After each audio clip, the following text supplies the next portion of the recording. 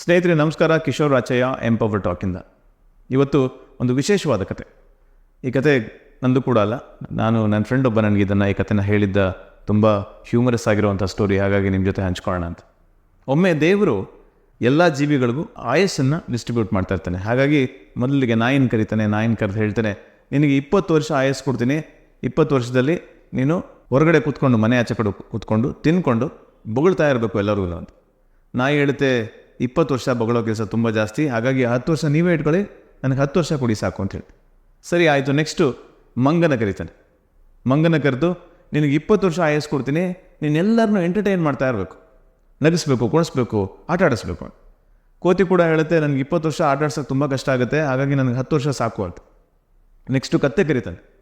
ಕತ್ತೆ ಕರೆದು, ನೀನು ಶ್ರಮಪಟ್ಟು ಕೆಲಸ ಮಾಡಬೇಕು, 60 ವರ್ಷ ಕೊಡ್ತೀನಿ, ಎಲ್ಲರನ್ನೂ ಖುಷಿ ಪಡಬೇಕು, ಚೆನ್ನಾಗಿ ನೋಡ್ಕೋಬೇಕು, ಇದೇ ನಿನ್ನ ಕೆಲಸ ಅಂತ.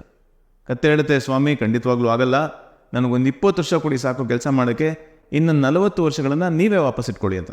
ಹಾಗಾಗಿ ನಾಯಿಯಿಂದ 10 ವರ್ಷ, ಕೋತಿಯಿಂದ 10 ವರ್ಷ, ಕತ್ತೆಯಿಂದ 40 ವರ್ಷ ಉಳಿತು, ಅಂದರೆ 60 ವರ್ಷ ಉಳಿತು.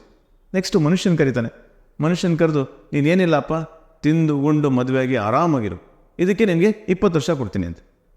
ಮನುಷ್ಯ, ಇಲ್ಲ ಸ್ವಾಮಿ, ಇಷ್ಟು ಕೆಲಸ ಮಾಡೋಕ್ಕೆ 20 ವರ್ಷ ಎಲ್ಲಿ ಸಾಲತ್ತೆ, ಹಾಗಾಗಿ ನಾಯಿದ 10 ವರ್ಷ, ಕೋತಿದ 10 ವರ್ಷ, ಕತ್ತೆದ 40 ವರ್ಷ ಸೇರಿ 80 ವರ್ಷ ನಾನು ಕೊಡಿ ಅಂತ. ಸರಿ, ದೇವರು ತಥಾಸ್ತು ಅಂತ ಹೇಳಿ ಹೋಗ್ತಾನೆ. ನಿಜ ಜೀವನದಲ್ಲಿ ಸ್ನೇಹಿತರೆ, ಮನುಷ್ಯ ಮೊದಲೇ 20 ವರ್ಷ ತಿಂದು ಉಂಡು ಚೆನ್ನಾಗಿರ್ತಾನೆ. ನೀವು ನೋಡಿಬೇಕಾದ್ರೆ ಮಕ್ಕಳಿಗೆ ತಿನ್ನೋದು ಇದರದೇ ಪ್ರಾಮುಖ್ಯತೆ.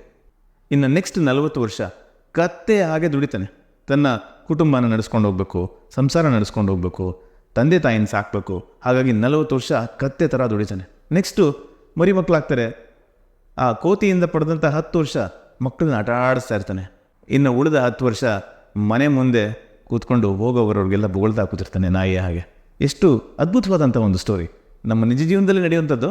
ಇದಕ್ಕೊಂದು ಹೊಸ ಅವತಾರವನ್ನು ನನ್ನ ಫ್ರೆಂಡ್ ಒಬ್ಬ ಕೊಟ್ಟಿದ್ದ, ಹಾಗಾಗಿ ನಿಮ್ಮ ಜೊತೆ ಹಂಚ್ಕೋಬೇಕು ಅಂತ ಅನ್ನಿಸ್ತು. ಮತ್ತೊಂದು ಕಥೆಯೊಂದಿಗೆ ಮತ್ತೆ ಭೇಟಿಯಾಗೋಣ. ಎಂಪವರ್ ಟಾಕಿಂದ ಕಿಶೋರ್ ರಾಚಯ್ಯ. ನಮಸ್ಕಾರ.